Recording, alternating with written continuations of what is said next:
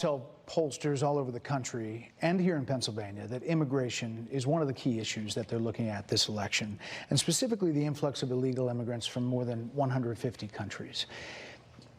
How many illegal immigrants would you estimate your administration has released into the country over the last 3.5 years? Well, I'm glad you raised the issue of immigration, because I agree with you. It is a topic of discussion that people want to rightly have. And you know what I'm going to talk about. Yeah, but right now, just a number. Do you think it's 1 million, 3 million? Brett, let's just get to the point. Okay, the point is that we have a broken immigration system that needs to be repaired. So your Homeland Security Secretary said that 85% of apprehensions. I'm not finished. We have an it's a rough estimate of 6 million people have been released into the country. And let me just finish. I'll get to the question, I promise you. I was beginning to answer. And when you came into office, your administration immediately reversed a number of Trump border policies.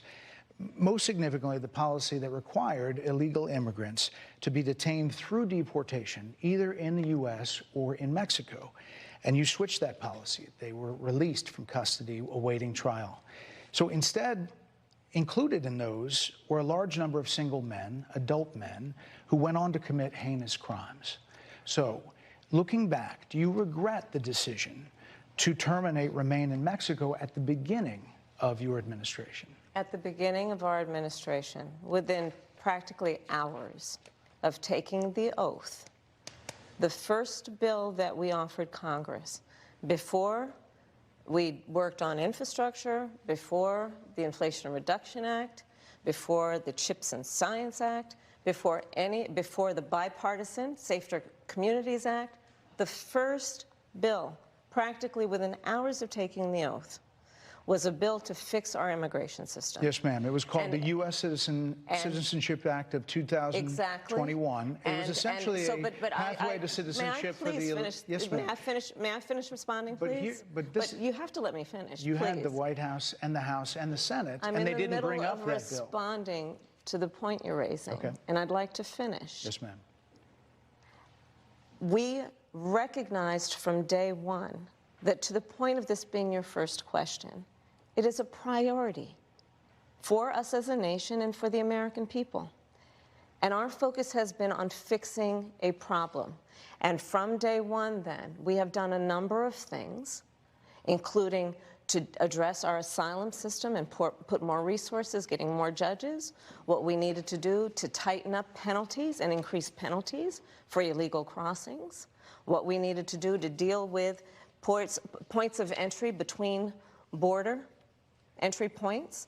That's the work we did, and we worked on supporting what was a bipartisan effort, including some of the most conservative members of the United States Congress, to actually strengthen the border. Dana, you've been on the other side. You've been on the rapper as a press secretary interviewing a president. And, you know, I'm talking like 4 people waving their hands like it's got to stop. So, Martha, I had to dismount there at the end. There's so many things. And so many things that we have to say about this interview and more. What's up, everybody? I'm KJ. This is Pop and Politics. It's Wednesday, and we're talking about the latest in news and pop culture. Of course, we are talking about this interview with Kamala Harris and Bret Baier on Fox. Let me introduce you to my co-hosts. Of course, we have Nicole Bennett, director of the Black Conservative Federation. All right, Yana T. and Shelly E. We are all here live. Was it 5 of us, right? Oh my gosh. Yeah, 5 of us tonight. So we are here. We had to bring everybody out to really take our time and go through this interview. All right, before we get into it, like I say, like, share, and subscribe to our channel. We're here on YouTube. We're also on Rumble, and you can listen to us on Apple Podcasts or Spotify under the name Pop and Politics. Here on YouTube, your super chats and donations go a long way in helping us produce conservative content. Any amount is appreciated. This is not just a podcast. This is a movement of God-fearing, truth-seeking, America-loving people that value freedom. Join us by subscribe, share, like in this broadcast. Stand with us to amplify this rallying call for freedom. All right, ladies, let's set it off. So, want to get right into this interview tonight, and let's just start off. First, I want to acknowledge our super chatter here. Already, let's go. CJ, let's go. Kung Fu CJ, Fu. yes. Says Kung Fu is here to listen to the VP, not answer not one question. Absolutely. We know that. And she tried her best not to answer any questions. Shelley, what did you think of how she was trying to prolong the time? Well, America, I thought we finally have a real live example of Trump derangement syndrome. It was on display for all to see. Now, let me tell you, let me just state my transparency. I didn't watch it, I heard it. And you could hear her frustration, her anger just sieve through the radio waves, if you will. My bias, I was ecstatic.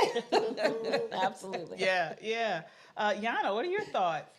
I mean, she looked really, really nervous, and she didn't want to answer that question, the one that we saw. So obviously, I mean, she's not ready to answer to the American people. Yeah. T, what did you think about it? Well, I grew up in middle class America, and I don't answer questions. I just prolong the whole situation to run out the clock to make sure that the people don't understand me. Matter of fact, at first, I wanted to give her credit for actually going on Fox, but then I thought about it. No, because this is what happens to Trump all the time. He goes against the grain all the time, so she doesn't get any credit for it. Yeah, Nicole, what did you think? Well, I think you should thank a reporter every time you have an interview. You ought to thank Bret Baier for not holding your feet to the fire the way he should have. I think Democrats are celebrating unnecessarily. If she were my candidate, I would be livid with her, because what we did is we found out absolutely nothing. About her, except for she hates Donald Trump. Right. Something we already knew. That's TDS. So why walk into the lion's den if you're not going to fight the lion? Do you know what I mean? She just walked in looking like a shish kebab, ready to be torn apart by Fox News. I loved every minute of it. I loved it. Yeah. Every minute of it. What did you guys think of Bret Baier? Before we get into this clip, what did you think? Did you think he did a good job? Yeah, I think Bret Baier is a venerate journalist. He is professional. He did nothing different than he would do to other guests that he's interviewed. That is his style. He brings questions. He's even keeled in delivery. He wants, he will keep asking you, like I said again, but let me read, and he also tried to interject, if you will, or interrupt, because she was rambling on her talking points. I don't hold Bret responsible he did a great job. He did what he always does. This is why I was glad to hear that he would be interviewing her and not some of the more wishy-washy Martha. People.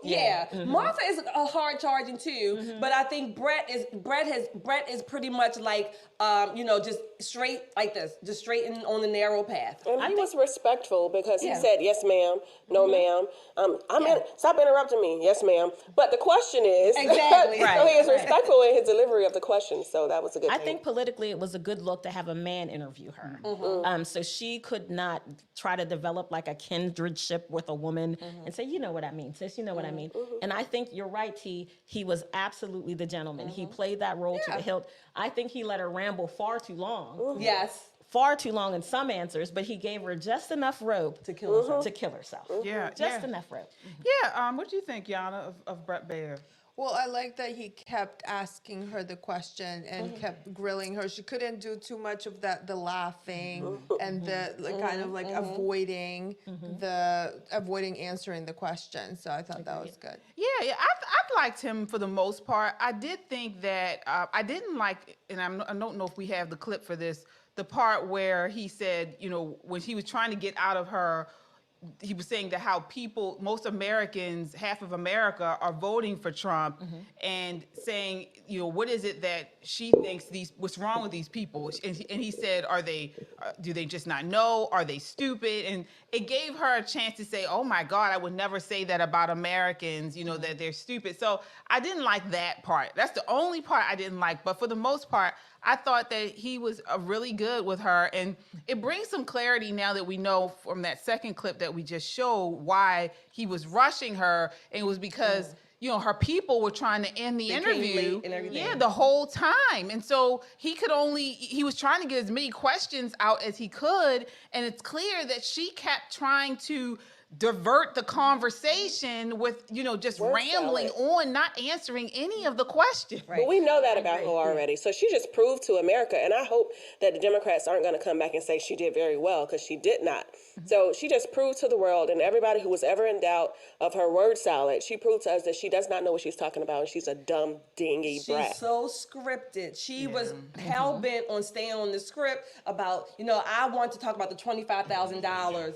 I want to talk about the 10 years. She skipped over her 3.5, right? Yeah. The 10 years ago, and he kept bringing it up. Well, you were in the office, and you could see her body language in those clips. She did not like that. She did not like being challenged, to her fault, because she's been the one that's been avoiding these harder interviews. Absolutely. And the more seasoned, if you will, the more credible journalists, if there's such a thing nowadays. However, I would say Bret would be among those who are. But she's been avoiding these types of interviews, going on The Breakfast Club, and those are fine too. But you have not been exposed to the more substantive questions and the more substantive styles of interviews, where you really have to defend, and not only defend, put forth whatever it is that you are claiming you're going to do. Yeah. Politically, I think what they did, whoever did her murder board said, listen, if you get confused, you forget your script, your go back to point, your home base is everyone loathes Trump.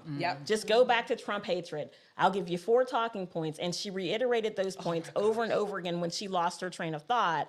So I too listened to it. I was in my car driving here, but I too listened to it. But you could hear in her voice the frustration. This is the problem that we as women have politically. Because, as a Black woman in politics, I can't be angry. I can't walk up to somebody and say, you money, and shake my head and point my finger. I can't do any of that. I have to find a place, put that on a shelf with somebody's name on it to talk about it later when I have them one-on-one. But publicly, you have to put on a face that says, I can handle this situation without losing my temper, without being angry. And she is notorious for pitching a fit. She's to piggyback off of that, she's in the streets. I don't see why she should be. To piggyback off of that, I can't imagine her in a room of global leaders, because to be honest, she reminded me of Fannie Willis a little bit. She brought the Black girl a little bit. Let me finish or let me talk. So I can't imagine her in a room full of Muslim or global leaders and bringing the attitude. They're going to arrest her on the spot. That's what I was thinking too. So if she's doing so horribly at this interview, what is she going to do when she has to resolve a major world conflict? And that's what the whole world is looking to America. She's going to blame Trump. How is she? Well, she's got on a and they pantsuit, would so laugh at her and they would Always. say, why are you bringing up Trump? I mean, that would be ridiculous. And so it really sounds like, someone who is trying to get a job, but they're just not qualified. Yeah, what I'd like to do, before we move on, I want to kind of break down this thing that she continues to push on immigration. So she continues to say that when she and Biden came into office, their day one, they had a bill. For immigration. So I have a timeline here. So January 2021, she immediately, via executive order, her and Biden removed the Remain in Mexico for asylum seekers, which under Trump required them to remain in Mexico if it got denied. If they could not get into the United States, they had to remain there until or when they were okay to come into to the country. They removed that, and they halted construction of the border wall. This is right when he came in January 2021.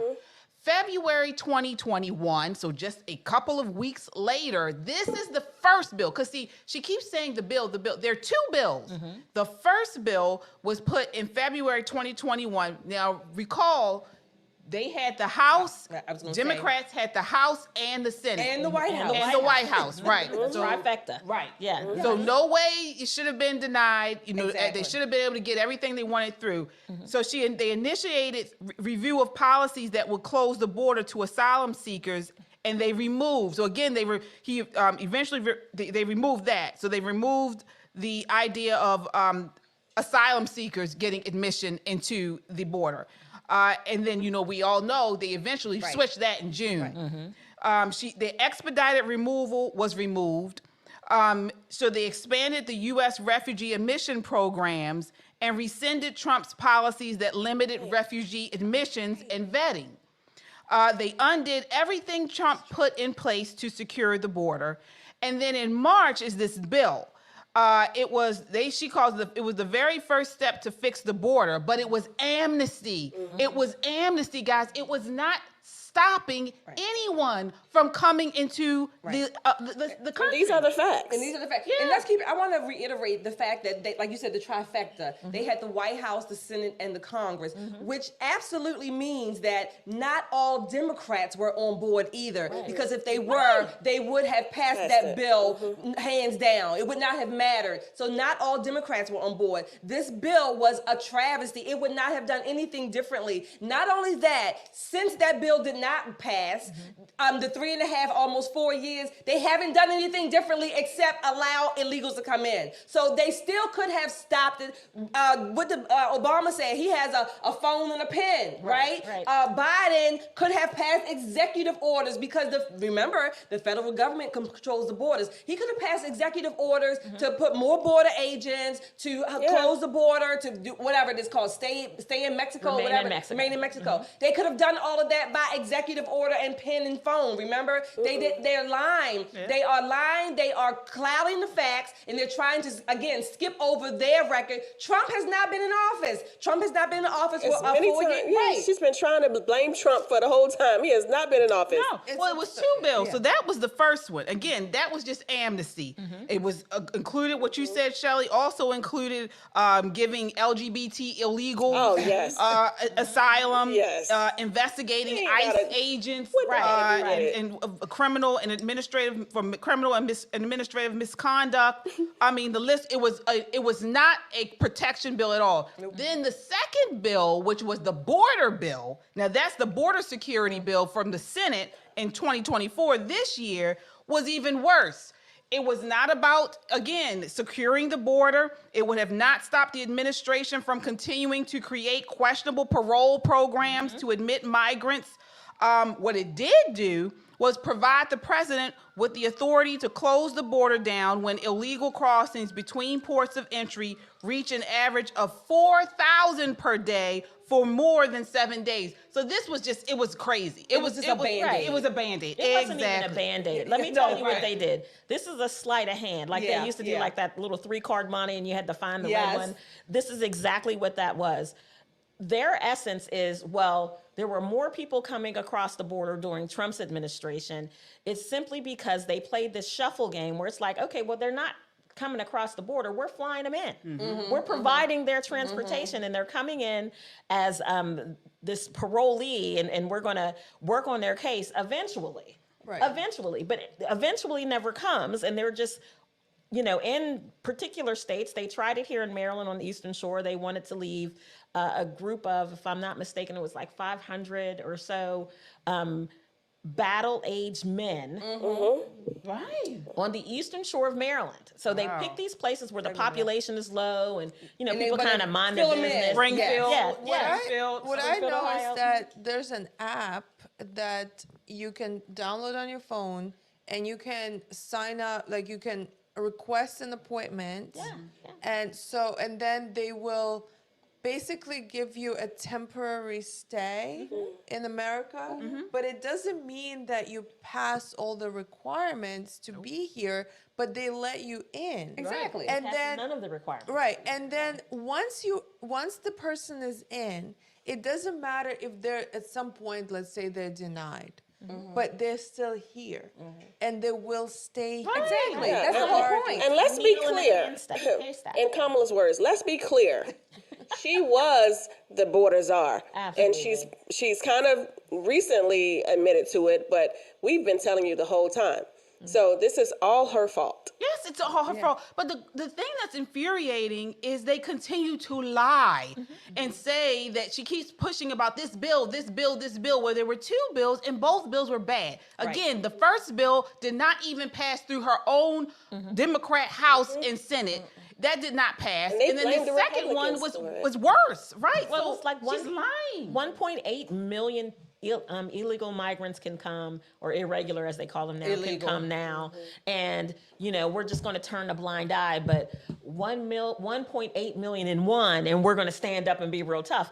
Get out of here. Yeah, That's exactly. foolishness. Kamala Imhoff couldn't even admit on camera, on record, how many people have come up. She avoided, like the Matrix, avoided that question. That was the first time I felt like she was a real black girl, because she danced hard, trying not to answer that question. Shucking and jiving. I think She percolated. She would have done herself better, to present better, had she just answered the questions and maybe gave some, justification, things like that. But at least acknowledge that we have 8 million plus illegals on your watch. Listen, if she was my candidate, I would have told her, you're going to take full responsibility. Yes. You're going to put that on your shoulders, and you're going to, first of all, you're going to put on a skirt. Let's start there. You're Well, going girl, to put on some stilettos, sister friend. You can put on some boots like Shelly. You're going to tuck your hair behind your ears.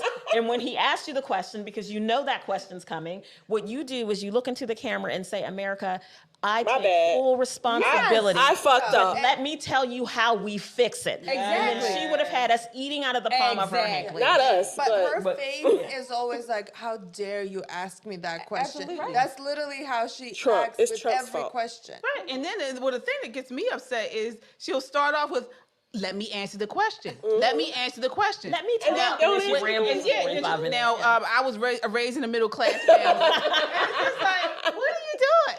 All right, we do have to acknowledge our super chatters, guys. Thank you so much for watching with us. How about the other comments? All right, so we have Mongo Slade. All right, says with the $10 super chat. Thank you, Mongo. Says thank you, ladies, for speaking facts over feelings. All right, Oh, I remember always. Mongo Have Slade. you met us? Mongo, Okay. right. You must be new here. We have feelings. I am ecstatic. So Color me happy. Yes, Right. you know who Mongo Slade. I know who Mongo Cheers to the feelings. Jennifer with the $5 super chat. Thank you so much. Kung Fu CJ with the $5 super chat.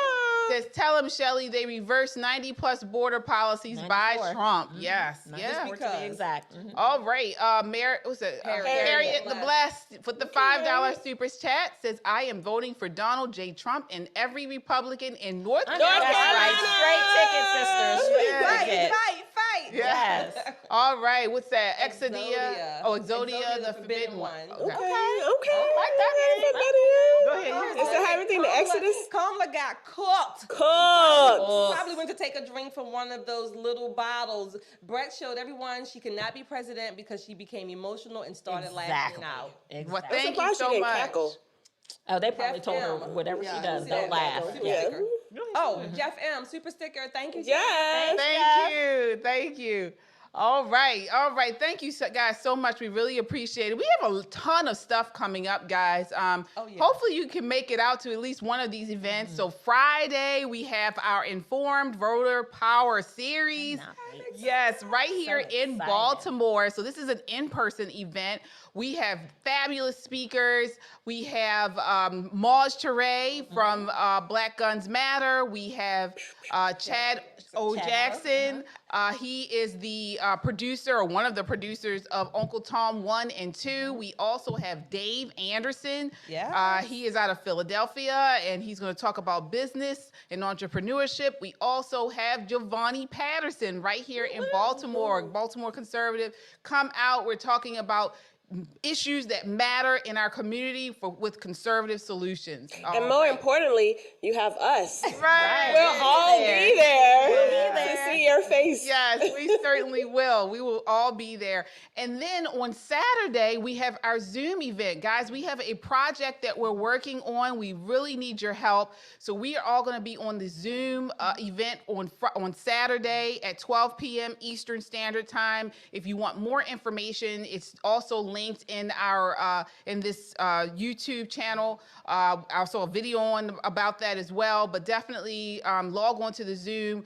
Guys, we need to start coming together as a community, as patriots, to start to pull together and do on initiatives that where our values are matter. Our values are put first. Right. And this is what this project is all about. So please definitely check out the link for the Zoom link, and looking forward to seeing you on Saturday at 12 noon Eastern time. All right. One time for the ladies with the terror and skirt on, KJ and I. Oh, yeah. We're the only saved and sanctified First of all, what kind of women Jesus loves on- me? I'm gonna just put that out there. No, not the Tarian skirts. Y'all don't know about Tarian. All right. Yes, absolutely. Okay, so we are going to keep right on going. I want to talk about, I do have this issue here about Kamala Harris appears to propose a new race-based payments as support for Black males. Oh. Have you guys seen that going on? So she's just put out a new policy where she's basically supporting, she's using race so Black males for loans. So she's going to provide them, this is one of the policy, provide them with loans where they don't have to repay, but because they're Black, they would go to these Black Americans. What do you think about that, Nicole? First of all, let me say this and be very clear. Black men are not for sale. This is not the early 1700s. This is not the 1800s. You can't buy a Black man, and you most assuredly can't buy one in 2024 for $20,000. You may not. It is highly illegal. You cannot use the SBA, the Small Business Administration, to single out and target Black men above Black women, white men, Asian men. The SBA is designed to help small business people. So her proposal is whether you have a business or not, if you're thinking about having a business, we're just going to give this to you and it's fully forgivable. Where are we getting all this money from? Well, that was my question. Where are we getting this money from? Kamala the Mamala, where are we getting this money? I want to know how she's going to pay for it. I'm saying if she were president, God forbid the thought. Oh my gosh. But how are we going to pay for it? She's giving money for homes, and she is trying to buy Black men. You know why? Because they're desperate. They're desperate.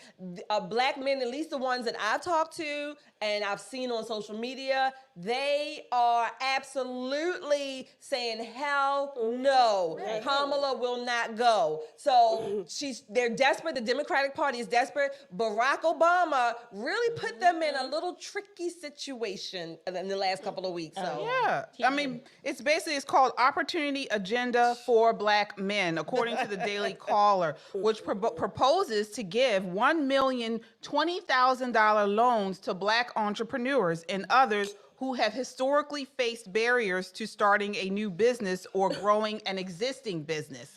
The policy is aligned with the Biden administration's broad effort to prioritize or otherwise incorporate race into several major government programs. So you right. You were conditions. right. Racist. Well, You were right. That was. She just said in an interview with Bret that her administration is going to be different than Biden. So then why is she actually continuing a policy like this? Shelley, Yes, she's I said turning why. the page. She's never turning said the why. page. She- Yeah. Again, Another question. crumbs. Yes. They're giving Black people crumbs, and it's not even things that they asked for. Black men, now once you say, hey, Black men, we're going to make sure that you're balanced in the family court system, now we talking. Right. But this stuff they're talking about, Black men already own businesses. You don't need First that. of all, $20,000 to start up a business in 2024 is a drop in the bucket. But let's look at what's really been happening. You know, people often ask why Black women aren't making a similar shift to conservative thoughts and values. And I will tell you why, because the Democrats were smart enough to become a matriarchy. Exactly. They put women on a higher pedestal. That's what I'm than saying. men. You know, when you look at traditional values, especially I would say black people in the 30s and 40s and a little bit of the 50s, the man was the head of the household, right? The woman had her part. She did her thing. They raised the kids. Everybody was happy. We had Black Wall Street. We were making money.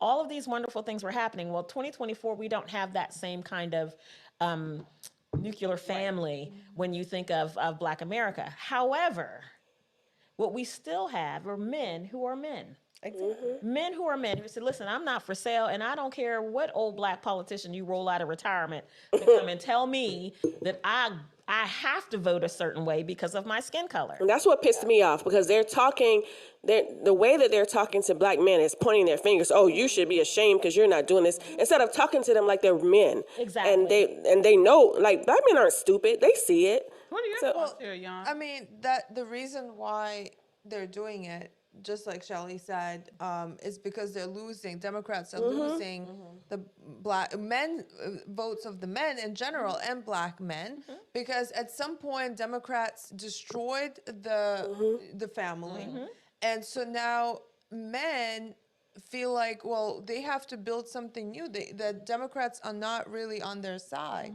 so they're throwing this money, at them, but. For me, I really hate these racist handouts because it's racist. It's racist to say that you will only get this loan or grant or whatever based on your skin color. Right. That's ridiculous. Or gender. Right. So I do not like all these women, if you're a woman, apply for this. If you're a woman, if you're Hispanic, if you're a black woman, then you get more money. It's ridiculous. It's racist and it's Marxist. Well, and I mean, I ain't gonna lie, I take advantage of it because well, if it's there, you might as well. Also, why as a business owner. I'm really frustrated by this because I've never qualified for any of these loans. Oh, but you're white. You have white privilege, so you can. But you're a woman. Okay, a woman, maybe I could qualify, but there's not that many. And also, I'm an immigrant. I have all these struggles and things, we had to come here and struggle. But no, because my skin color is wrong, I don't qualify for these things. And so, but at the same time, it's not like, I couldn't succeed.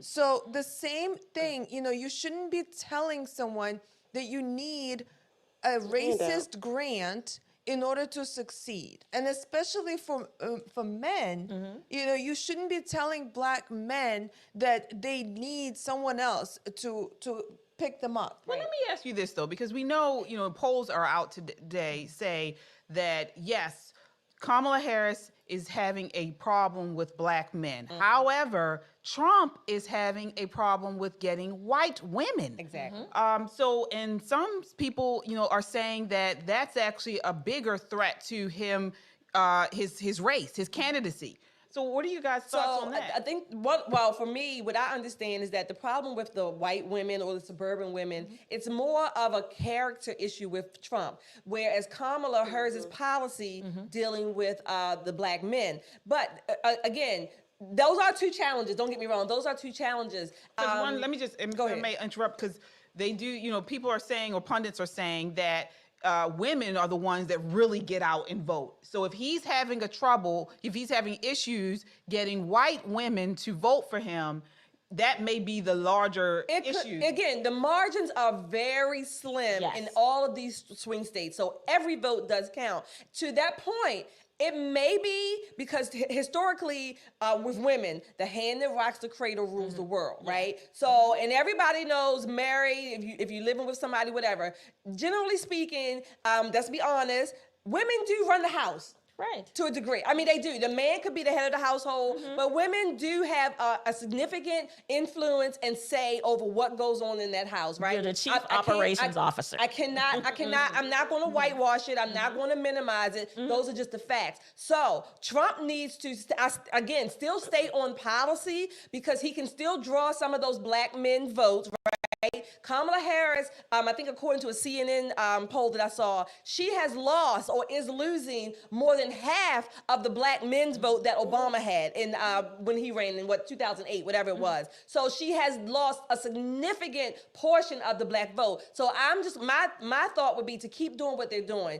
Trump, some of those suburbanite women, white women, the hell with them. They're not going to vote for him. Well, they're not. first of all, you can still try. Don't get me wrong, because you still have 19 days. I'm not saying that, but I'm not going to hang my hat on it. Exactly. I'm going to go where I know I can draw from and build up my coffers that way. This is why women, white and black, need to get in line and stay in their place. And I'm doing the Obama handshake. How dare you not vote for Trump, white women? You need to stay in your place and get in line, because obviously the manosphere. Oh my God. Oh my gosh. All jokes aside, I mean, I think that real women can recognize that President Trump is a masculine man. He's a man that is a leader and a strong leader and is going to lead this country in the right direction. So I mean, I wonder if those women who they're talking about, are they married? Well, I'll tell you, they actually have a Yes, Married, college educated. And what about the husband? So are they voting differently? Yes. Really? Yes. not all of them. No. In this case, the statistics draw out that they probably will vote differently.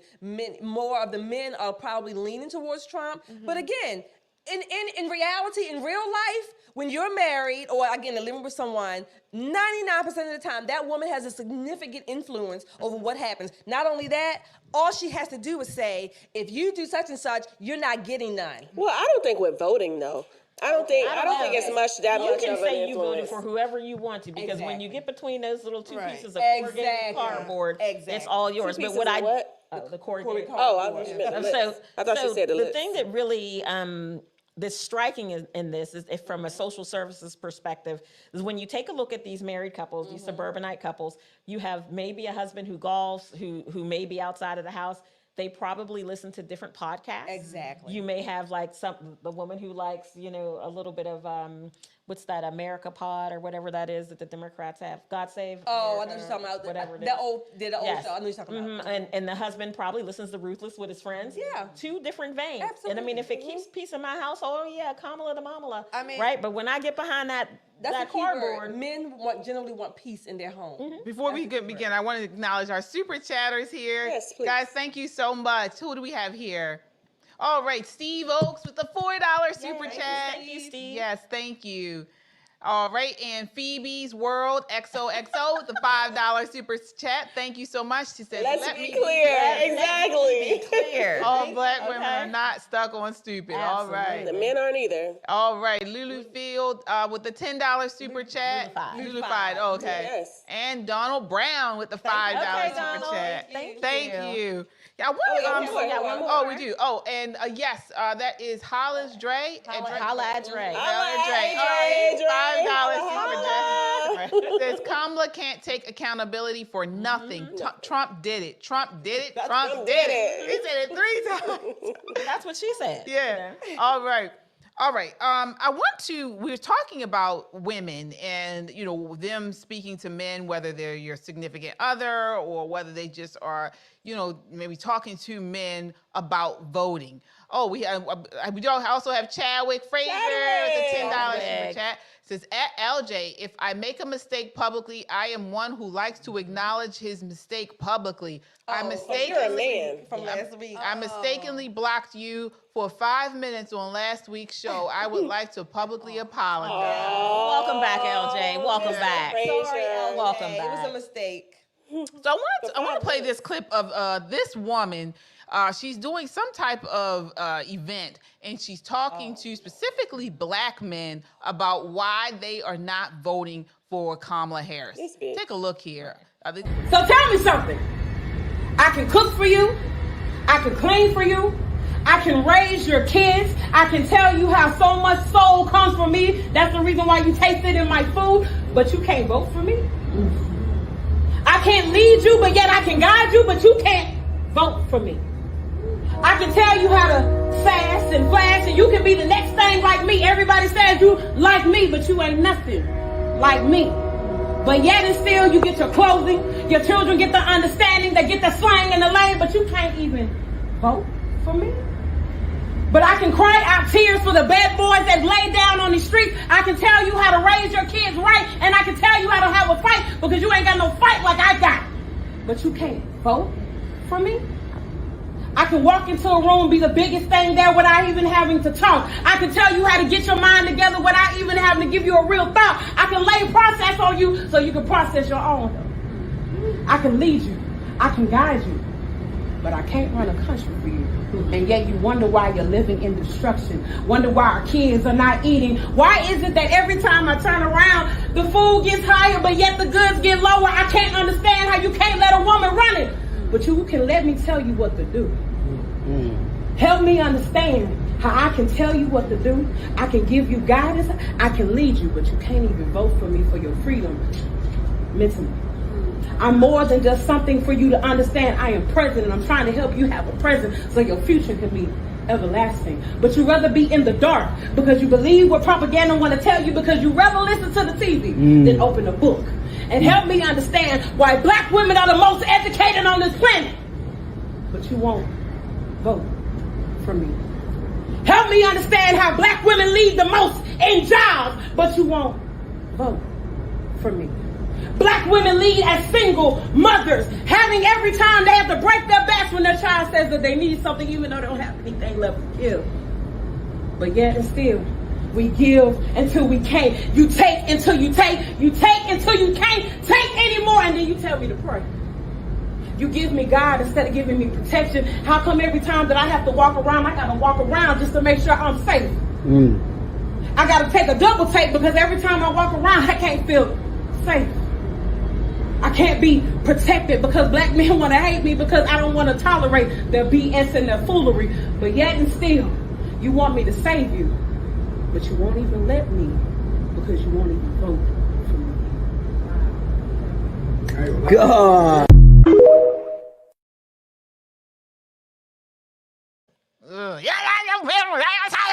You gonna vote for me? What is it? You better thank a pair of white shorts. What was that? May I? I mean, what was that? May I please? Oh, go ahead. I'm sorry. No. Go ahead. So, Sir. so you know, the thing that sticks out to me, the line that sticks out to me is, I can walk in a room and I'm the biggest person in the room. Yes, clearly, we know that. And all of her whole thing, exactly, her whole thing was about food. Yes, it's very clear. I put my soul in the food that I'm feeding. Food and feed you and feed you. Obviously, we know you've never missed a meal, Miss Bald-Headed Woman. And I don't like talking about people, but I'm just saying, like, stop yelling at my black man, first of all. I got a headache, number one. I have a headache. All the things she was saying was about a woman, her as a mom, taking care of her children, her family, her But you can't vote for me. Right. I mean, right. I don't. It was nauseating. Number one, I thought it was embarrassing. Absolutely. I did like her shoes. They were that cute. part. Those shoes were cute. That was it. But but I mean, she's yelling. She's talking about, you won't, like you said, you won't vote for me. On what basis? Who is she? Talked about was how, again, like I said, the hand that rocks the cradle rules the world. Maybe that's what the connection she's making there. But she's taking care of her home, your children. That's what you are supposed to do. No, we're not going to vote for you. lauded Just because you're single doing what you're mothers, supposed to do. Okay, there are single mothers that sacrifice greatly because they have to do it. They're the only ones there that are doing it. Fine. That's their fault. I mean, I'm taking nothing from that. Let's set the story straight with that. Married women take care of their children too. Yes, because it's a woman's job. But the point that I think that we're all trying to make is, where's the joy? What happened to the joy? I thought this was the joyful time. Right. She was so angry, and I know a bunch of men, and I don't mean that in like the colloquial. But you don't know a bunch of men. I know a lot of people. Oh, no, that's Kamala to Mamala, right? But I know a ton of men, and I count them all as many of them as my brothers. Exactly. I'm very close to them. We spend a lot of time together, and when I'm angry at them, I talk to them like an adult. Exactly. I don't scream and yell at them because the first thing they do is they walk away. They're like, I ain't got no time for this. When you get yourself together, come back and talk to me. Nothing that she said, we could barely understand because she was so angry in that moment. And it makes it hard to believe that somebody paid her to be at this voter registration event. They did? Well, I you hope saw the not. people I don't in the think she'd do background. that for free. You got a glimpse of the people in the background that were watching her. I don't know if they were just standing on the street or wherever they were, but you got a glimpse of how they were dressed and how she was dressed to present anything. Why would you dress like that? I don't know. It was First just of all, she a was way too spoken masculine. word. Yeah, she's very Spoken smart. Yes. word artist. Right. That's who she was. Yeah. That they probably asked to come in, to do this piece, and it was so corny. Yeah, it was. Oh my was. God! I didn't like her you words can't. at all. You cannot vote for me. That's not how she And- said it at all. Whatever. But I mean, it was. She had to do that. Like, oh, I'm gonna, lower my voice, but you can't vote for me, but you can't eat my food. Look, yeah. But those shorts, the shorts for me. Oh my goodness! Anyone who walks out of the house in those shorts, do not vote for them. Yeah, they're No, not the and one we to give do you know political she was advice. using that as an analogy for Kamala Harris. She's talking about Kamala Harris.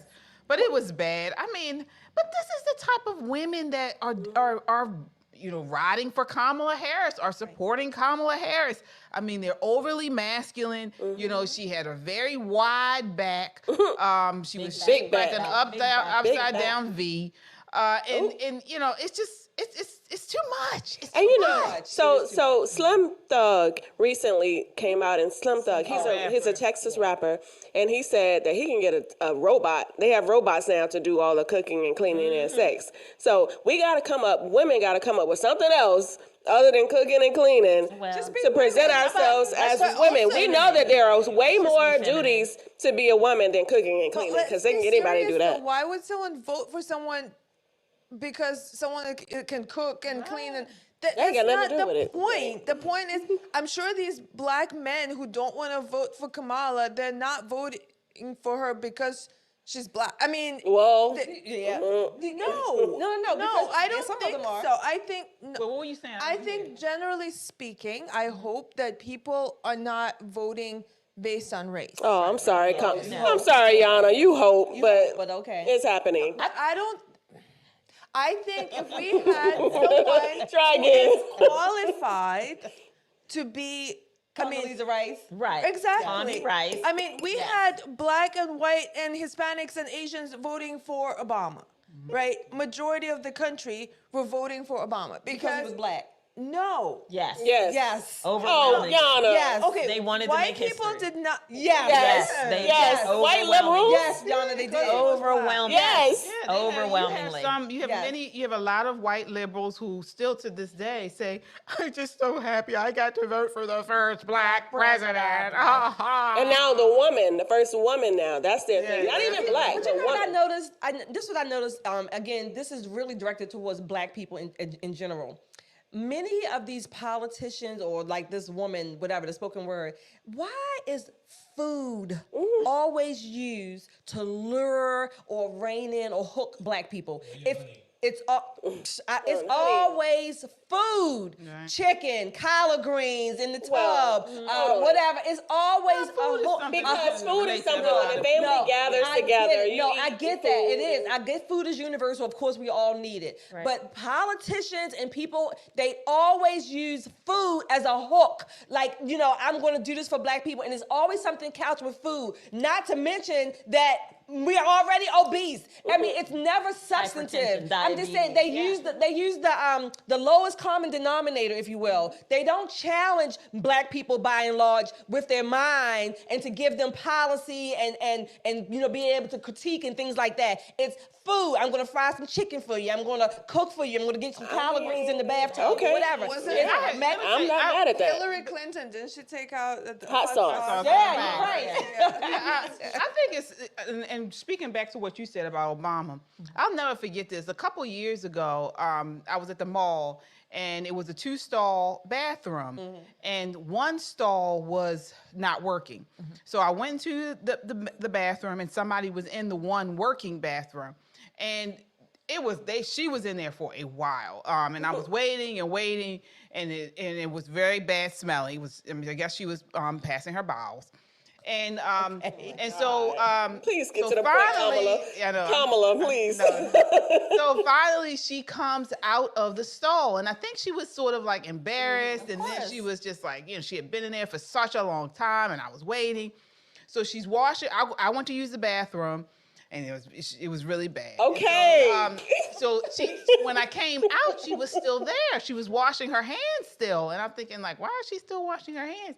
And so I went over to wash my hands, and so she was like, I'm so sorry. It's just I had an upset stomach or whatever. And I said, okay. It's a restaurant. Yeah, I said no, it's fine. So she was like, I voted for Obama. What? Oh Are you my God. That was Over not her some name. shit. Right. Over shit. This was Talk about shit. This and was Obama. her way of, I guess, Relating A kindredship with yeah, black or women. or just like saying, I've done something for the black people. So she, Excuse my shit. So wait, she blows the back off the yeah, toilet, right. but she voted for Obama, Well, so you should be good with she her. said it to me Oh. like she had just she saved a Holocaust survivor. Oh. But she was like Was she she came. black? So No, proud. she's white. She was Of course white. not. She was like, hey, you know what? I want to tell you something. She said, I voted for Obama. You know what you? I wish you. I mean, I said- I thought about this. You should say, you know what, lady? You know what we have in common? Your shit stinks too. Wow. That is so But it's weird, but this is what I'm talking about. These people, there are people out there that do, unfortunately, just Absolutely. vote on based on race. And that's why I love when I run into people like that. I love to say something like, "Oh, well, I voted for Trump." We're not the same. They're not like us. Right. I love to like stun us. them with that. Yep. All right. So again, guys, continue to like, share, and subscribe. Please subscribe to this broadcast. We know the mainstream media does not give out the facts. They are in line with the Democrats, most of the mainstream media. So we're building a community of like-minded people with the similar values. We may not agree on everything, but we agree on freedom. We agree on freedom. And so please subscribe, share this broadcast, share it in a DM, put it on your social media, and that does get the word out and helps to grow our community. All right, we do have a super chatter. Kung Fu. Look, Kung Fu, you might have to take me out to dinner because you got a lot of $2 super chat. Says, excuse the doo-doo. I know, right? Excuse the doo-doo. All right, Ren Budden with the $20 super chat. Okay. Says Trump has hired more women for positions of power, architects, foremen, lawyers, etc., than any of his contemporaries. And thank you, ladies, for being such a fine example of strength, beauty, and intelligence. My favorite channel.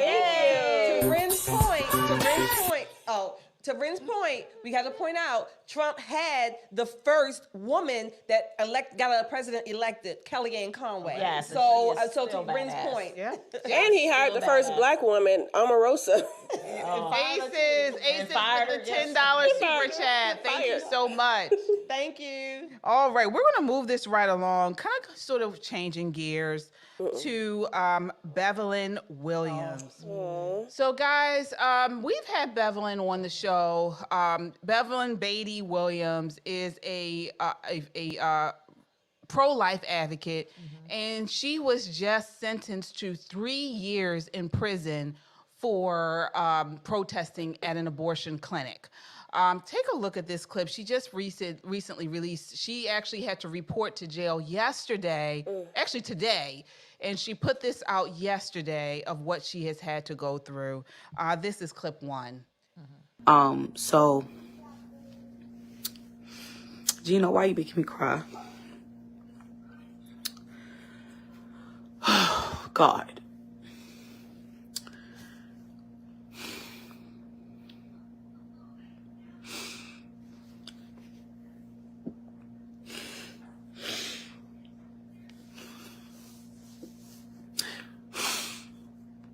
It's just my daughter.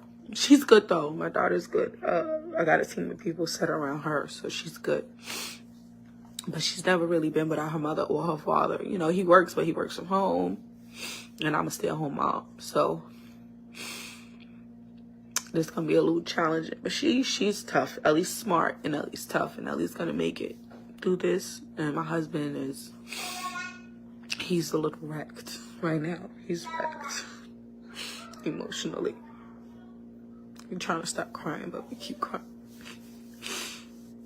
But guess what? I don't regret it. I don't regret it at all. I don't regret it. If it could rewind time, I would have did it again. I did not slam that woman's hand on the door. She lied. She lied in the courtroom. She lied. She lied. She blatantly lied. She even got the hands mixed up. But the jury didn't care. But this is the same jury that said that Trump was guilty. They just, I mean, the same court, the same type of people. So, you know, sometimes the New Yorkers, when it comes to abortion or anything like that, when they don't like you politically, they don't care. They don't care how they do you. But then, oh, this just goes to show y'all how much y'all vote is so important. Y'all have to vote. Y'all cannot let Kamala get in. That's Kamala's administration. That woman who sentenced me, that's Kamala's administration. This is what Kamala has been doing the whole time. Before she ever became, which as soon as she touched foot as an AG in San Fran, she was putting people under the jail. She gets a joy out of that. She don't care about you being separate from your family. She don't care about none of that. This is the epitome of Jezebel. This is a feminist movement. And now you're watching the vibe between women and men, because you're starting to see, like, these women, they don't care about America first. These women, they get this power and they operate from emotion, and they don't care about America. They don't care about nothing. They don't care about a person's life. They'll accuse a guy of rape in a second for a check. They'll tarnish their name, tarnish their character. These women we've allowed these women in power to become out of control. And any woman who is a leader that is not power pressed will understand exactly what I'm saying. Because not every woman is like this. But you have a Jezebel spirit in a lot of these women in power. And they are out of control. And we are watching it. These people are out of control. These Bevelyn Beatty Williams. My heart goes out to her. She is actually a friend of our show. We are going to post her information, support her as she enters this time. She's supposed to report to prison today, but we need to support her. If you can, send money. There's the information there. Send her letters. She put that out on her Facebook. She's asking people, please write to her. Pray for her, give her strength while she's there. I want to give you guys some background just in case you may not be familiar. She's a pro-life activist, according to liveaction.org, pro-life activist and mother. Bevelyn Beatty Williams announced on Tuesday that her stay of appeal, she had been trying to appeal this, and she was hoping to stay out of prison while she appeals this, had been denied by the judge who sentenced her on charges of violating the Freedom of Access to Clinic Entrances Act, and that she is to report to federal prison in Alabama on Thursday. She will be in prison for at least a month as her attorney appeals the decision. And Williams will be surrendering to a nonviolent, low-level facility for unlawful assembly for 3.5 years. Unlawful assembly. Her attorney, in the meantime, will appeal the judge's denial for her to stay home as her full appeal goes to appellate court.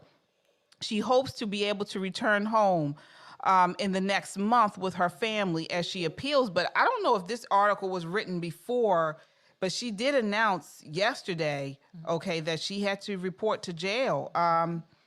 Shelley, what are your thoughts on this? So a few things. Of course, it is very sad. It's tragic. She has a young daughter, very young daughter. I think she's 2 or 3. And this is very sad. Again, she's being charged with violating the FACES Act, right? The what is it called? The Freedom of Access to Clinic Entrances. She's also charged with assaulting whatever that woman is, whoever she is. Yeah. She has the second longest sentence of a pro-lifer she's received. This is the second longest ever. This is what we call lawfare. This is about ideology. Again, Bevelyn says she didn't slam that lady's hand in the door. Again, I've read the case when it first started going to court. I want to say, I'm trying to shed some good light, some good news, if you will. Most of the time when you go to federal prison, and plus she's going to a very low level, she may only have to serve about 85% of her sentence. So she may be out, I'm not saying this is, I would still want this, but this is better than 3 years. She may be out within about 2 years, give or take. I'm not, again, right, I'm saying, I'm trying to make some good out of it if there is a bright cloud somewhere. This is about ideology. Because people, pro-lifers in particular, want to share the gospel, they want to talk to these women going to abortion clinics, they're not physically accosting them, they're just sharing information. Remember, we still have a First Amendment right. Many of these rules and laws like this, they go against the Constitution. They go against the Constitution, and they usually go in one direction, against the pro-lifers. So Bevelyn is correct.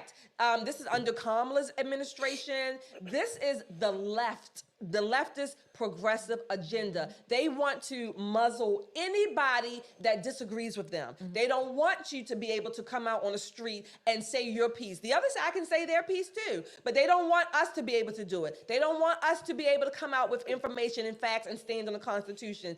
I'm going to make a shameless plug. This is why you all need to be at this event on Friday, because we're talking about things like this. But nevertheless, write to Bevelyn. I plan on writing her, supporting her, and write to the president. Hopefully it's President Trump, but we still have power. We still are we the people. That Constitution has not changed. So we can write, we can advocate on her behalf to get her out of the prison where she, in my never to be humble opinion, does not belong. Agreed. I think when I think about this case, two things come to mind right off the top. Is once President Trump is reelected,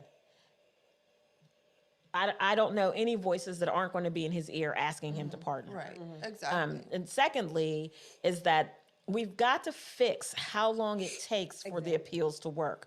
So if she's wrongfully convicted, this judge is a liberal judge, they disagree with our point of view, it should not take 4 years to hear her appeal. If she's only sentenced to 3 years, and they don't allow her to stay home, she's going to do every day of that sentence before her appeal is heard. We have got to change the way that we stand on our rights. The First Amendment, in this particular case, it should have never even been brought. Right. Now, if they wanted to say that she assaulted this person, she could have paid the $150 fine in New York City for assaulting someone and went on about her happy life. Well, she should have been an immigrant. She probably wouldn't have gone to jail anyway. Listen, the ideology is what they're part of. The reason why they're after her is because they want to make an example of her. She's been an activist. She spoke and protested against BLM, and she told the world that they're Marxists. She's been protesting, radically. Radically, yes, and she's pro-life, and so they want to make an example of out of her. So then we or anyone else who is following her as an example, we will be scared to do the same, and that's why they're sacrificing her. I hate to and we need to keep following our leaders and be leaders ourselves. And I mean, she's unfortunately has to deal with this right now, but we should not stop the movement because of that. We cannot be scared because of that. I hate to take it there, but these are the same white liberals that got Emmett Till killed because, she hit my hand with their lies. Oh, she hit my hand. And so this is why, I mean, I hate to take it there, but she's being lynched and used as an example. You got to take it because this is what's going on. White liberals, you're the ones that are responsible for this. And this is what she said in the full broadcast that Bevelyn put out. She really went after Kamala Harris and her administration and the Democrats. We had BLM people out here burning down cities and didn't even get 3 years. This woman, all she did was pray in front of a sacrificial, that's what they call it, abortion clinic, and she's getting 3 years. It's ridiculous. Away from her family. It's ridiculous. And you know what makes me even more sick is you got these stupid black people out here that sit there and stand for Kamala Harris and the Democrat Party, and here you have a very nice black woman who was out here trying to advocate for black babies in the womb, and you guys don't give a damn about her. By the way, Bevelyn was stabbed in D.C. And she was saved by the Proud Boys, who y'all talk about. By Antifa. Right, she was. Antifa that they were protesting against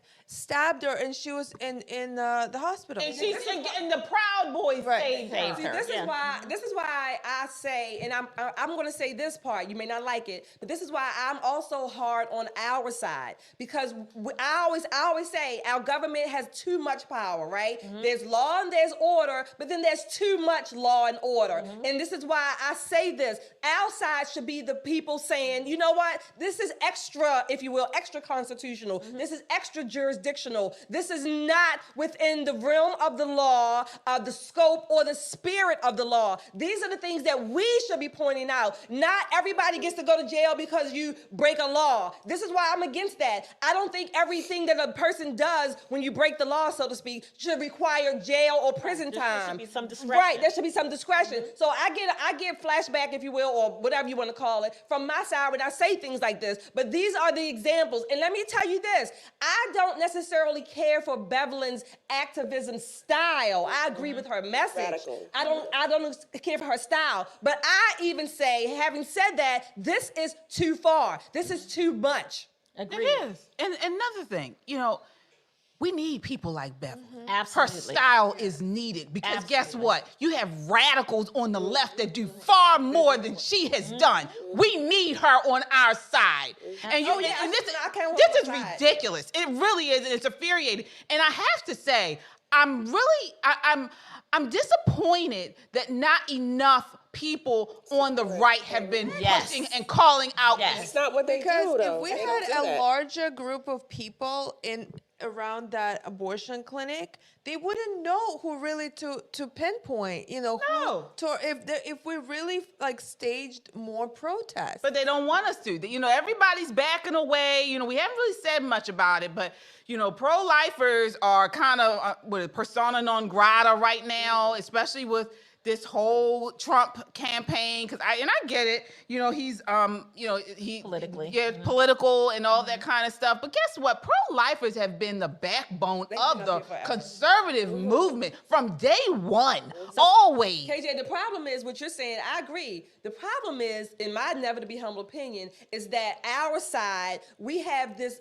struggle with how things are supposed to look and how we want them to look to everybody else. So we don't want to look like that, or we don't want to, we don't want to give this its image or whatever. We want to, right? Say it again. I'm sorry, T. You said the status quo. We want to maintain this certain look and this status quo. I say to hell with that, particularly in cases like this. For sure.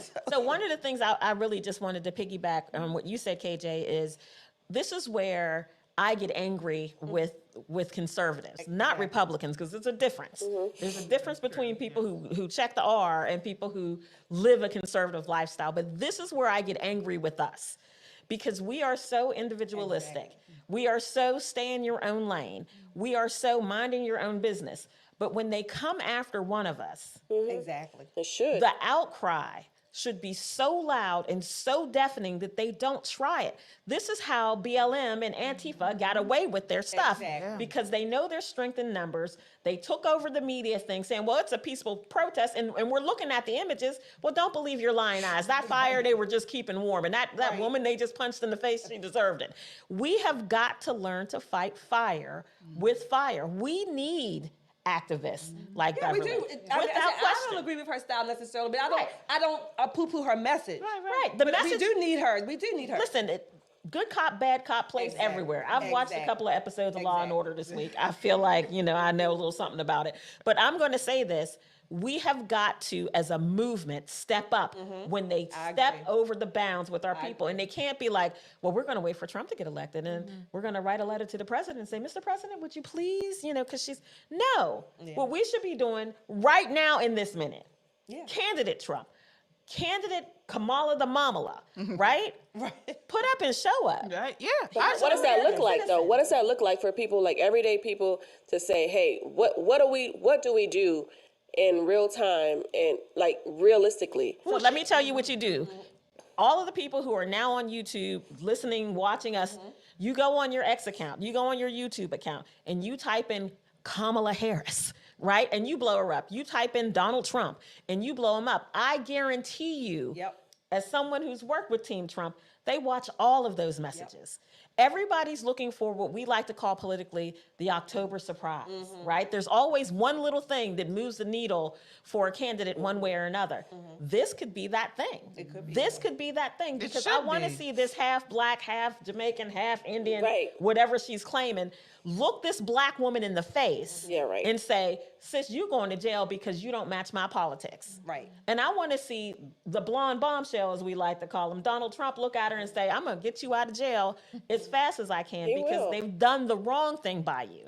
We have got to start now. We can't wait till her kid's 5 years old and ain't seen mommy in 3 years. We cannot wait. We cannot wait. That's terrible. You're right. You're right. You guys are all right. And we will continue to broadcast this story and put it up in front of everybody we can, because this is a travesty, and we do want to see her come out of. And it's a blow to the conservative movement. It is. And it's a blow to black women. So my opinion is so devalued by you that I have to be arrested for it. But meanwhile, these fat, chunky ass white guys, sorry, fat, chunky ass white guys, but fat, chunky ass white guys and Antifa masks going around punching people and slapping people out, and there's no repercussions for that? Yeah. It when makes you you talk feel about like two standards of justice, this is what we're talking about. Exactly. And it makes you feel like they are being covered, they're being taken care of, but we can't take care of our own. That's the point I'm making. They bound together. They got their celebrities to kick in money and regular people to kick in money to make sure these people didn't spend a day in jail when they deserved every Has anybody, day, I don't even recall, has day. anyone ever been arrested, prosecuted for killing the retired police officer that was killed during the I'm not I don't think sure. so. I don't think so. Well, speaking of arrests and things like that, this is our last topic of the night. We want to move to the Venezuelan gangs. So Tren de Aragua, the Venezuelan prison gang, whose name means train of Aragua, is putting the loco in locomotive with a New York City robbery spree that sees its young members repeatedly stay out of jail. So here we have one woman who is going to jail, and these people are committing robbery after robbery, causing pure chaos in New York City, and they're releasing them. Take a look at this clip.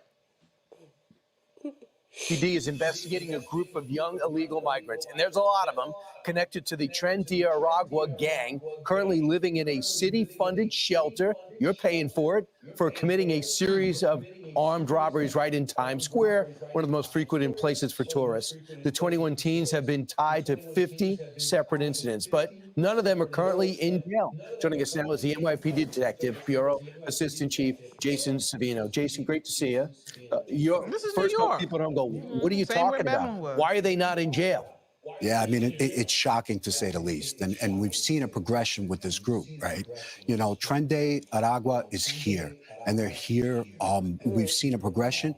You know, when they first came, they were actually encouraged not to commit horrific crimes. So they stuck to pickpockets, then they graduated to snatches, soon after scooter crime. Why? Because their original criminality did not have consequence.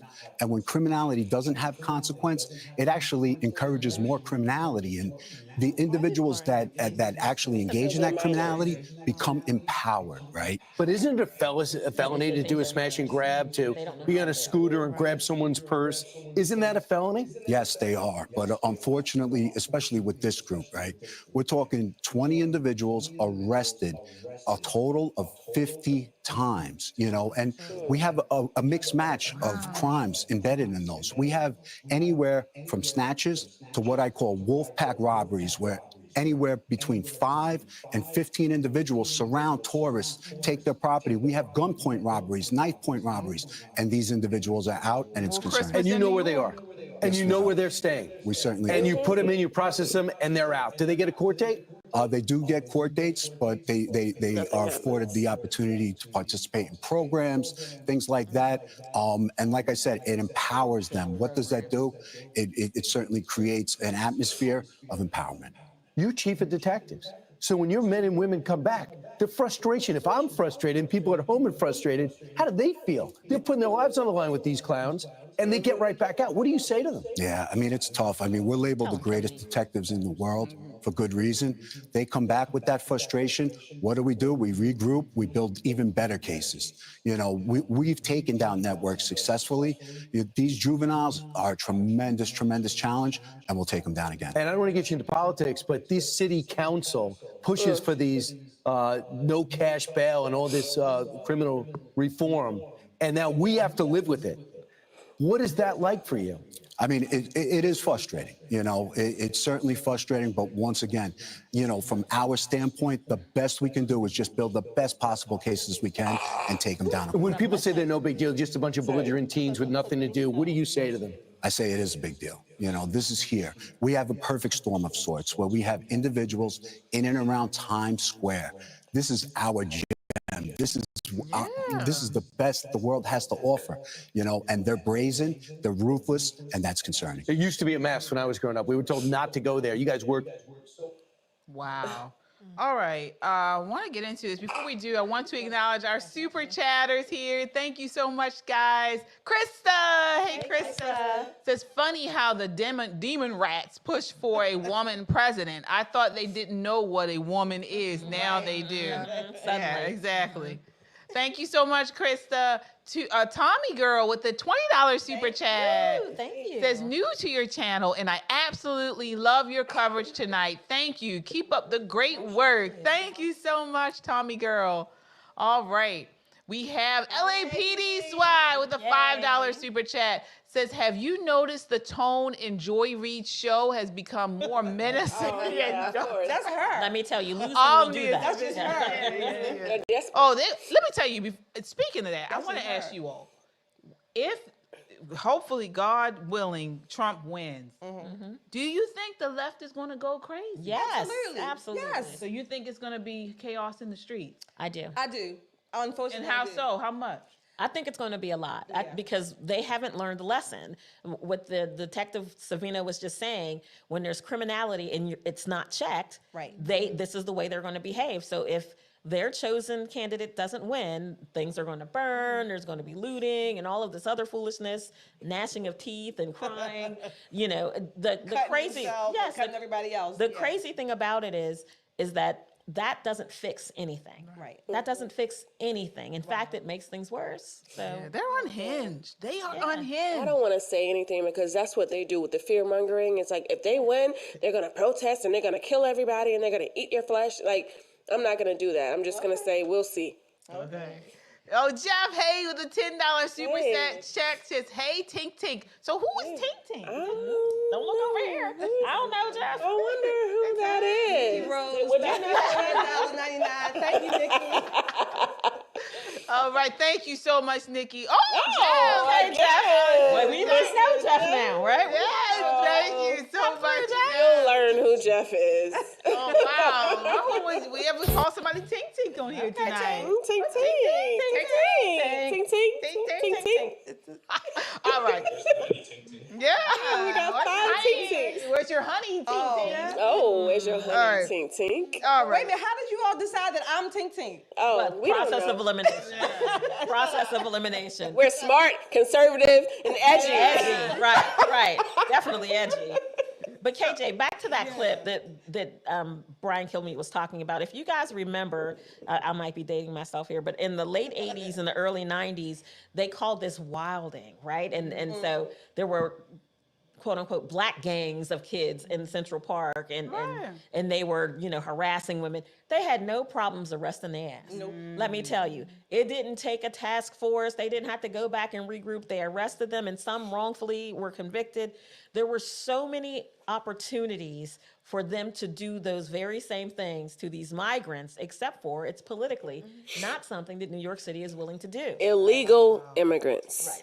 Illegal immigrants. It seems like I mean, this is by design. Right. Oh, And this is something that definitely reminds me of Marxist policy, where they would release the prisoners. They would, not arrest people, certain people. They would elevate the criminals, the gang members. To what end? To cause chaos. And they would push down Deliberately.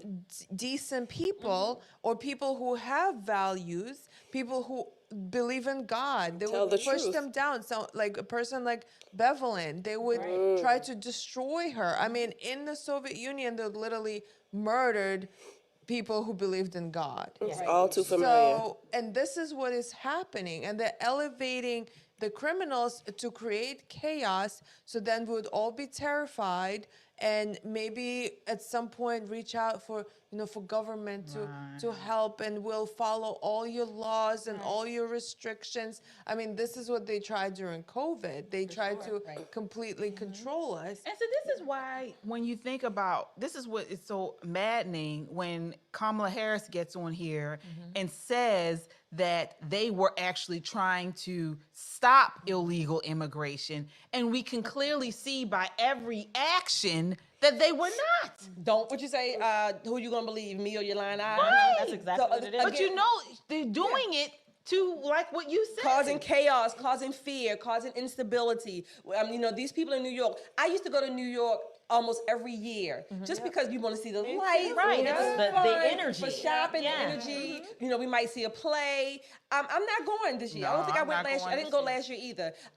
These feral people, these happen to be illegal immigrants. We have some here in Maryland, in the Northeast, juveniles causing all kinds of havoc. And the fact that they get away with, they don't want to show their faces, they blur out their faces. Why? Just because they're underage? They're committing what we would call adult crimes. They should be, their faces should be everywhere. And honestly, we do not know how old they are. Exactly, because true. there's been no vet. That's true. Right. I've seen the footage from the border where these men, they look like men, and they're like, "Oh, I'm 14," and it's like But they're passing them through. But they're Kamala schooled Harris on what to say. They're absolutely schooled on what to say. President Trump has the Operation Aurora that he has proposed, because this very same problem has been happening in Colorado, where they were literally breaking into people's apartments and holding them at gunpoint, basically stealing from them. Stealing that and making them kind of vow loyalty or fealty to this gang. The problem with that is here in the United States, you don't have to do that. You should be safe in your own home behind that locked door. You should not worry about a criminal gang not only taking over your apartment, but the entire apartment complex. Something has to be done. My thing is, where are the Christians? Where are the ones who have this high standard of societal morals and values? The ones who are saying, liberals and conservatives, how are they allowing this stuff to go on? the Christians.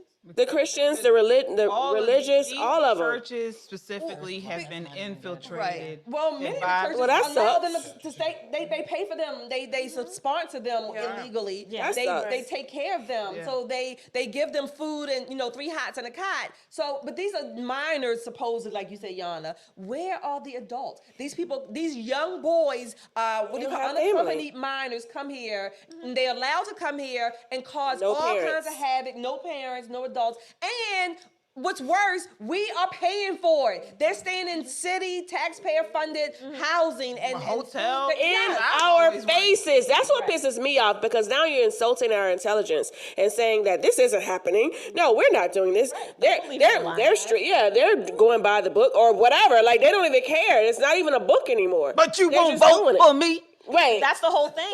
So, these unaccompanied minors didn't come on their own.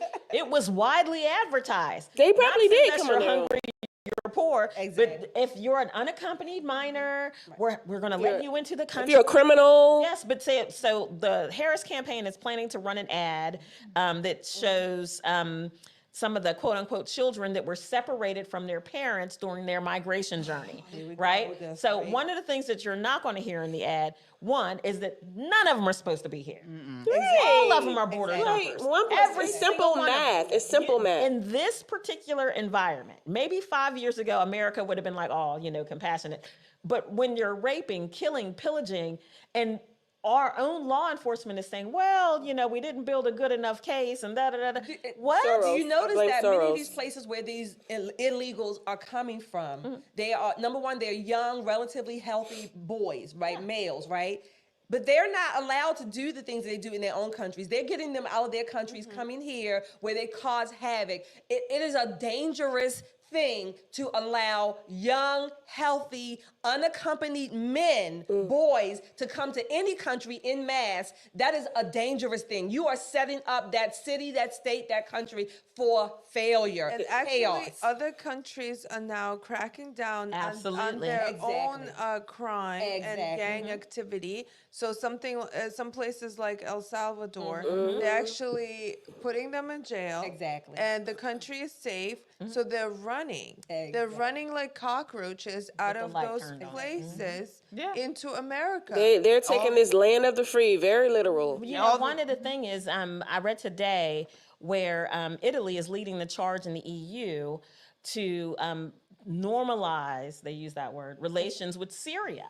And not because Syria is no longer, terrorizing their own people. Because they killed Gaddafi. Because that's what happened, right? So they used chemical agents against their own people. The world said, oh my God, give me some of your people. But here's the problem. They're not assimilating. So the EU was going, listen, we can't have this rapey, killy culture in the middle of our downtown.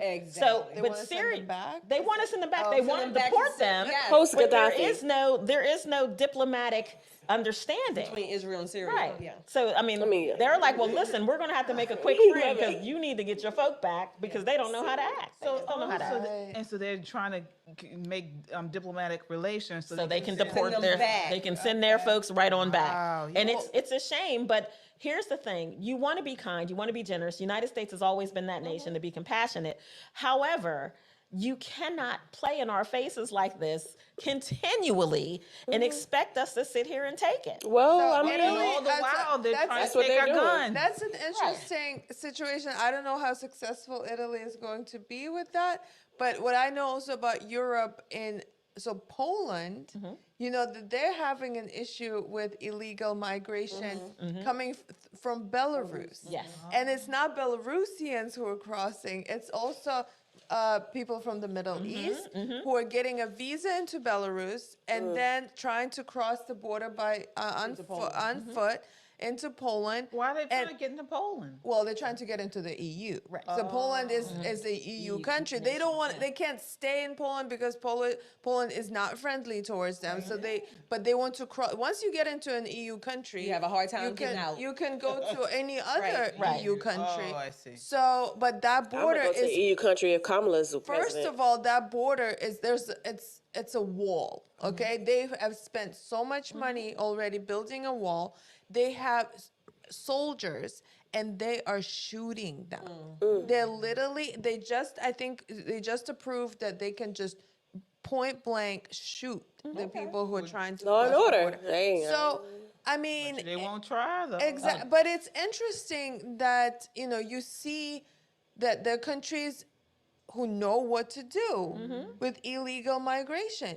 So, I mean, we obviously know what to do and how to protect our borders as human beings. We already know what's going on. We already know they're letting people in and on purpose, and it's deliberate, and we know the reasons why. So let's not play their game and let them gaslight us and say, oh, we don't know what's going on. They know exactly what the fuck they're doing. Exactly. And we do too.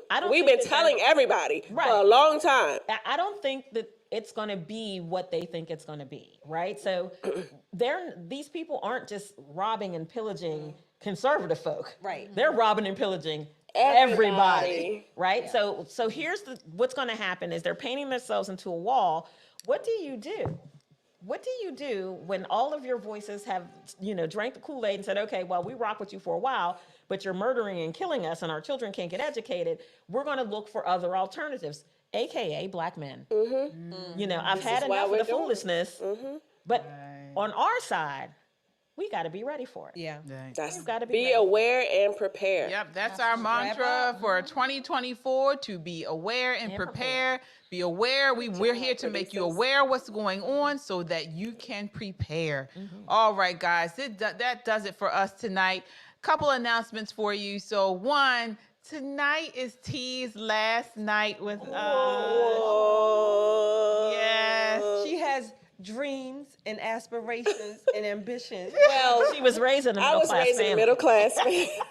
My mom was, speaking of mom, happy birthday, Mommy. Yay, happy birthday. Libra season. Happy birthday. But I've been with the crew since the start of it, and we've all become family. We have fights and love at the same time. We love each other. Giovanni's mad at me, but it's okay. That's how he shows love. But one thing about it is I can never be replaced. Amen. However, I'm gonna be like the ex or the baby daddy. You're gonna always be mine because I got a baby with y'all.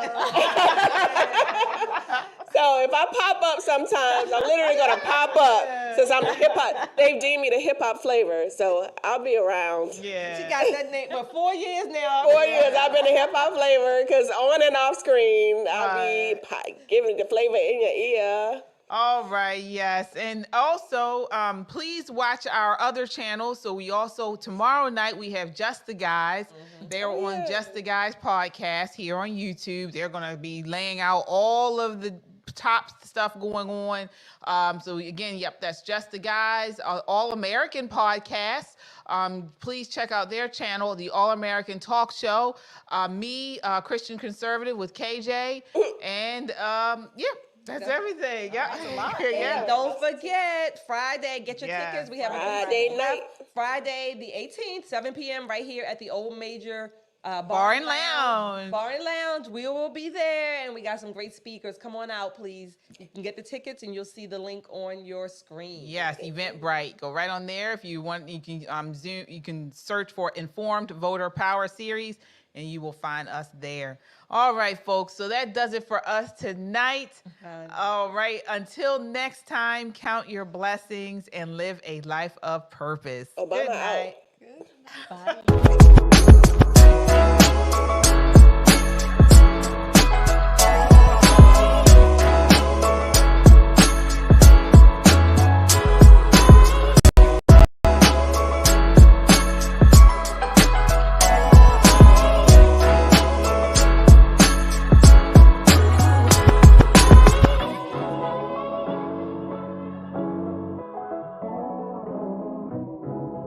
Hey, Poppin' Politics family, we did it. We just hit 100,000 subscribers.